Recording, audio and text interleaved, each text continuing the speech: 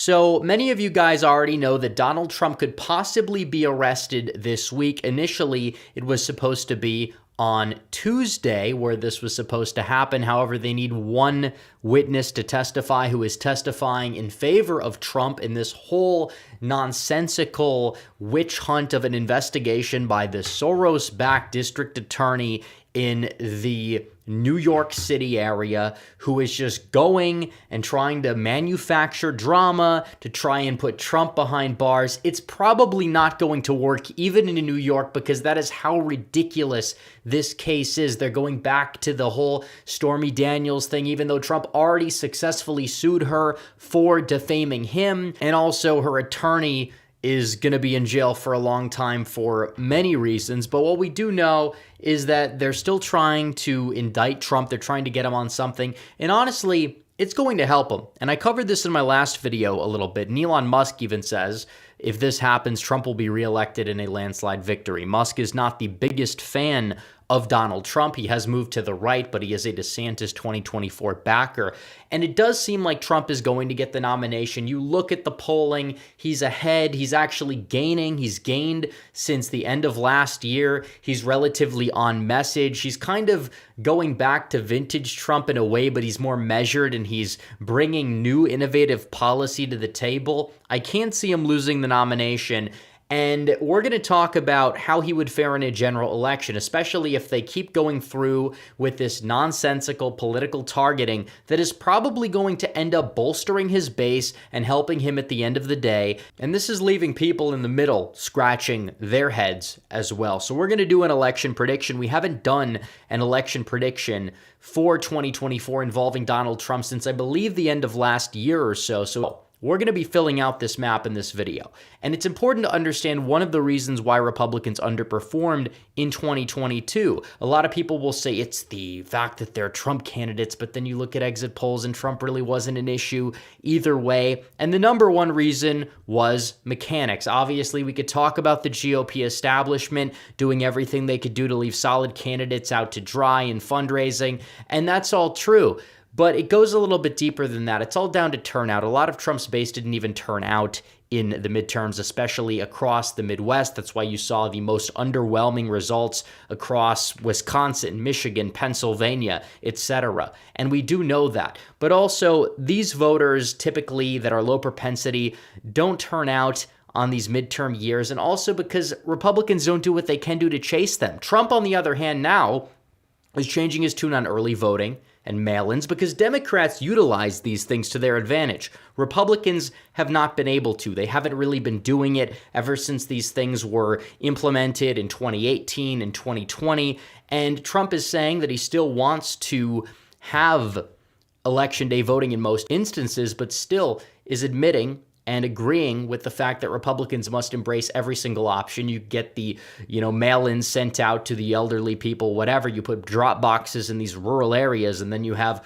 early voting in person, and then you just chase the ballots that you possibly can on election day, and then that's like your final push, and then you don't have overcrowded centers or whatever. So you're going to be able to maximize your output as a political party the way the Democrats do, and if that is the case, then 2024 should be a lot easier. And I'm not saying it's going to be easy. I'm not saying it's going to be a cakewalk. Joe Biden's approval rating is sitting there at 40-something%. Trump's favorability rating is somewhere around there as well. But what we do know is that down the stretch, if Trump is able to remain on message, I do believe that he can pull it off. But we're going to fill this map out to basically show you guys how this is going to shake out, how this is done. I think it's going to be a close election regardless. This is a new era of politics, and I do believe states like Iowa will be safe. I think Ohio will also be moved to the safe column. These states will be trending right.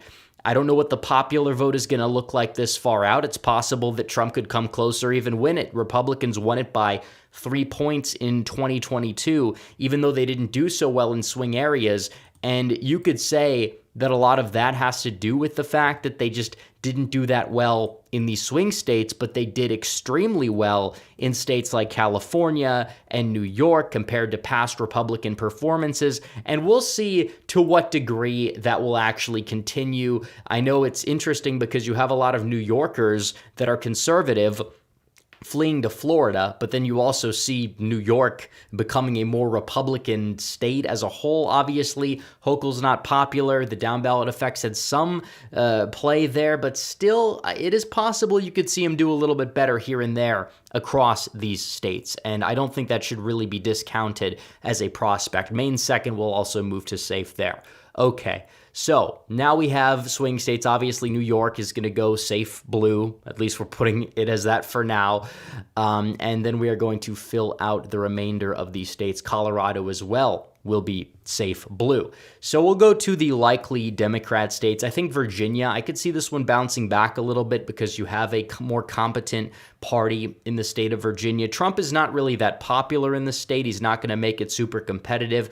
For the record, I don't believe somebody like a Ron DeSantis would be able to win the state of Virginia either. Even if Glenn Youngkin was the Republican nominee, Virginia would still be far from a guarantee because, gubernatorial elections and presidential elections are still vastly different, and that growth in Northern Virginia, changing demography, etc., is going to make it harder for Republicans to win there. Now, in terms of New Hampshire, I'll also leave that in the likely Democrat column. The state's politics are just so weird, and it's really hard to gauge the way the state goes. But when Trump got close, it was mainly because of a large third-party vote back in 2016. 2020, he really didn't come close there. And you see a similar thing between that and Minnesota. I guess the only argument in favor of Trump in New Hampshire is they don't really like incumbents because they do stuff, and New Hampshire is more of a libertarian, hands-off-ish kind of state that has some socially liberal policies as well. So it's important to note that Maine at large will also put in the likely Democrat column. I think Minnesota as well. The state is just too far gone at this point. It's really sad to see what's going on there, but you saw absolute destruction in the cities in 2020. What did the city do? Oh, it moved left. What did the suburbs do? They moved left in many cases.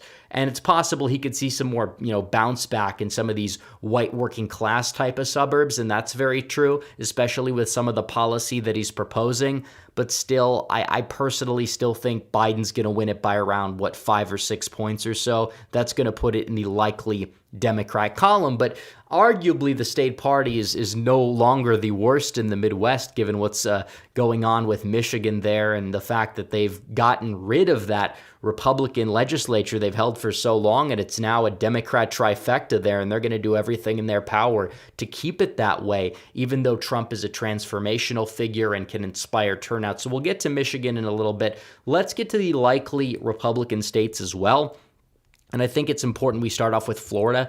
You could arguably move that to safe as well. I think 2022 is a more unique phenomenon because it was a midterm year. Republicans did very well with turnout. You saw DeSantis win by 19. You saw Rubio win by 17. I think part of that is because they just vastly outspent their opponents by a ridiculous amount, and down the stretch they were really able to turn out voters well. And I think you'll see a similar thing there. I think Trump is going to go out there and win the state by close to 10 points or so, but still the rift that he has with DeSantis, it'll be interesting to see how that plays out. I think it'll likely be settled long before Election Day. Hopefully it is there, but still, it's going to be interesting to see how it shakes out. I'll also put Alaska as likely Republican. The state's voting system there is weird. They're not really that fond of Trump. For some reason or another, I don't believe they will come close to voting for Biden, but still, just based off of the wonky voting system, I'll give it to Trump by 8 points or so. I don't think he's at risk of losing it. He'll probably go up and do a rally or so up there, but he's not going to lose it, even if it's going to be closer than it has been in past election cycles. So also Texas, the state of Texas, I'll put that one as likely Republican. The state party is competent there, even if there are some rhinos in it. There's also some pretty solid people, but either way, they're competent. They do a good job at turning out voters. I see no reason for why Trump is really going to lose the state. He might gain a little bit more downstate. He might lose a little bit here and there in the suburbs. He might turn a little bit of a corner even in a place like the Houston area. But either way, I'd give it to Trump by around 5 points or so.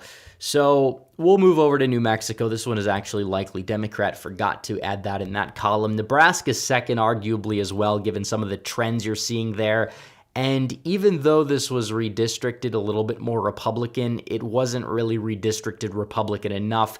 May have been enough to save Don Bacon, but even in a presidential year like we're about to see, I don't even know if that's going to fully be enough. So without further ado, I think it's important that we go one by one. We fill out the rest of these states here. Starting off with the state of North Carolina, I'll put that one in the lean Republican column. I think he's going to win it by probably around 3 points or so. Biden's not that popular, and in the midterm election cycle, Republicans were outspent there. They still won by 3 to 4 percentage points or so, running a very pro-Trump, the most America First representative in the statewide, in Ted Budd, and he did fairly well. I mean, he didn't do as well compared to expectations. Again, that's part of the mechanics type of thing, and that you will likely see fixed to a certain degree there.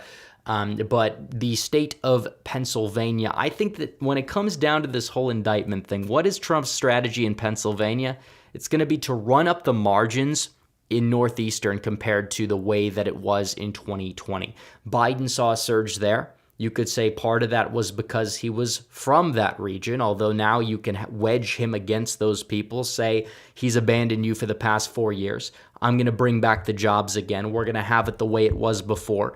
Biden's approval in the state is not super high. Republicans didn't do so well in the midterms there, but still presidential years, a little bit different. That low propensity base that stayed home, they'll be out again, more likely than not to a certain degree, especially if Trump's on the ticket. He could take Pennsylvania. That would be a very big prize for him down the stretch. Now, Biden, I think, will get Michigan by a lean margin. Michigan, the trifecta there, the state is kind of, I guess you would say, the Republicans' version of North Carolina for the Democrats. They won it in a favorable year. It was kind of like a fluke, but not really. It's still close, but it's still going to be hard to win because the Dem state party there actually does know what they're doing to a large degree. If Trump has this turnout operation, it's possible that could change. If you see his approval rise up a little bit among independent voters, if he's able to go out there and relay his message effectively against Biden, maybe that will change. I don't know. But as of right now, lean Democrat, it pains me to put that as that, but we're not going to jump the gun here and try to make assumptions the way we did for the midterms as much as we're going to be doing for this presidential year, because as we know, these things can change, and it is possible things can change, but as of right now, lean D. Wisconsin, on the other hand, I'll put in the lean Republican column. Again, some of this may hinge on the incoming statewide Supreme Court election, which I don't expect Republicans to win because they do have the turnout problem, but with Trump on the ballot, given trends, given Biden's unpopularity, given the fact that Trump is embracing early mail-ins, etc., I think Wisconsin is going to go Republican by a couple of points or so there. Now, the state of Georgia, on the other hand, Democrats have been gaining there, and Republicans do have this a decent amount of these statewide offices. I believe they actually have all of them. They have a state legislature that's favorable, a congressional delegation that's favorable, even though the Democrats do hold both Senate seats there. This is a tough one. The suburbs have been changing. They've been changing in terms of demography. You have more black voters moving in. You have more college-educated whites moving left as well. This is going to be a tough nut for Trump to crack, and I don't believe he needs to win Georgia to win the presidency. I think he does know that. I think that it's possible that it's still in play, but as of right now, I think it's still, at the end of the day, going to go in Democrat hands there. So we move out west to Nevada and Arizona. Arizona, that's a tough state right there. It's possible that if Trump is embracing the earlies, the mail-ins, the harvesting there, yeah, I think that the state, if Republicans did that in the midterms, it would have gone a lot more favorably for pretty much every single statewide election there. But still, it's important to note that it's going to be an uphill climb regardless. I think that the Sunbelt area is not as favorable to Trump, given, I guess it depends on the state. North Carolina, Florida, Nevada are a little bit different than Arizona, Georgia, some of the metro areas in Texas.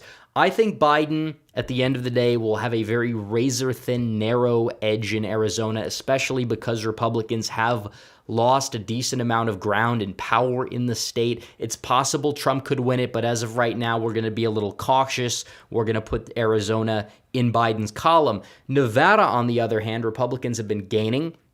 You saw Trump's pick for the gubernatorial race end up winning there. Laxalt fell a little short because of a snowstorm. That was one of the reasons, but it was a large reason, unironically, that we did laugh at beforehand. But if you do have a harvesting operation in place, you're going to win Nevada. If Laxalt had a better one, he would have won Nevada. And if Trump is changing his tune on this, I think at the end of the day, given trends, given the fact that the demography of suburban Las Vegas is different than that of suburban Phoenix or suburban Atlanta, especially in terms of trends and the educational demography there, that would give Trump Nevada. That would give Trump 270 electoral votes. So you have all these people that say Trump can't win. I disagree with that. I think it's an uphill climb regardless, but it's going to be a very close election.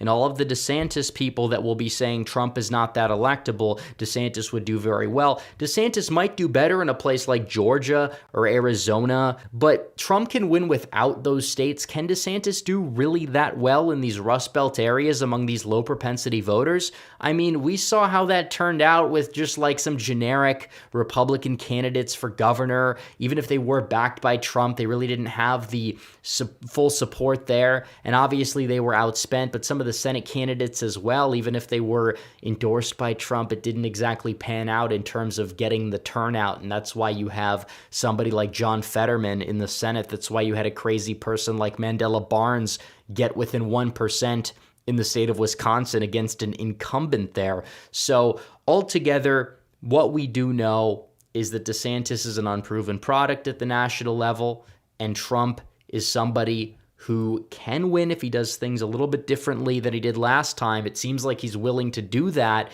and if that's the case, then I think it's possible. We are affiliated with a 501c3 called We Are the 51%. This is based off of all the good people in the world giving extra effort to have a better way of life. You can donate, sponsor, or even make a tax-deductible payment to help these children to get food so no child goes to sleep hungry. How you can help is to go to our website, matt55.com. You go to the bottom right-hand corner of the video, then click the button that says Retail Customers. You can choose either option, the $5 or the $40 donation options. Either click the Add button below the dollar amount of which one that you choose. Then the next page, choose the quantity of the donation amount. For example, if you'd like to donate $1,000, then you can change the quantity amount to $200. Then click the Checkout button in the bottom right-hand corner, and then on the next page, enter your credit card information, name and address.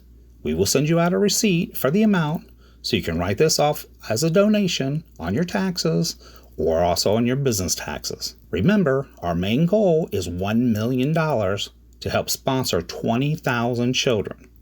1 billion people in the world will lose their life due to starvation due to the famine that has already begun by 2025.